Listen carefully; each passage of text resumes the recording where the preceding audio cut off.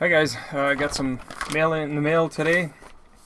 This is all the way from the UK, from a gentleman named Chris. He's been posting comments on my videos for the last little while, and he himself is a technician also working on vehicles, and he told me about an electric water pump that Volkswagen, Audi, Skoda basically use on newer vehicles. This is on the 1.4, 1.6, 2 liter TDIs, common rails. And he, through the discussion first under my videos, again, he made me aware of this. It's a pretty cool design, a bit overcomplicated, I think, because it still is, it's an electric water pump, but it's still driven by the sorry, I shouldn't say electric pump. It's an electric operated impeller. No, that's not even true either. It's a belt-driven pump. It's driven off of the timing belt, but there is a sleeve that surrounds the impeller. So when the engine is cold, it basically moves the sleeve so that the coolant does not get a chance to get pushed by the impeller, if that makes sense. So basically it speeds up the warming up of the engine.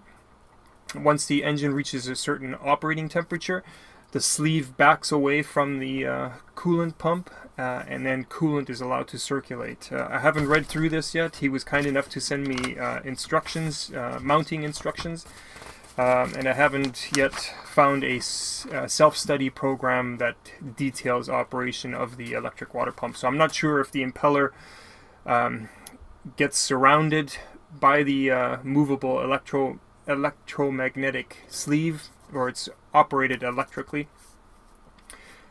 So I'm not sure if the sleeve goes over the impeller to restrict fluid, or if it goes over the impeller to allow fluid to circulate.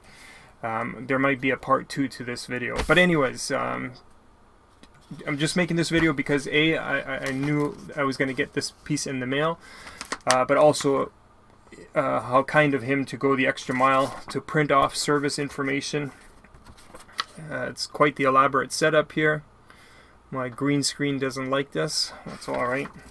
So he sent me, this is from Autodata, is what he uses for service information.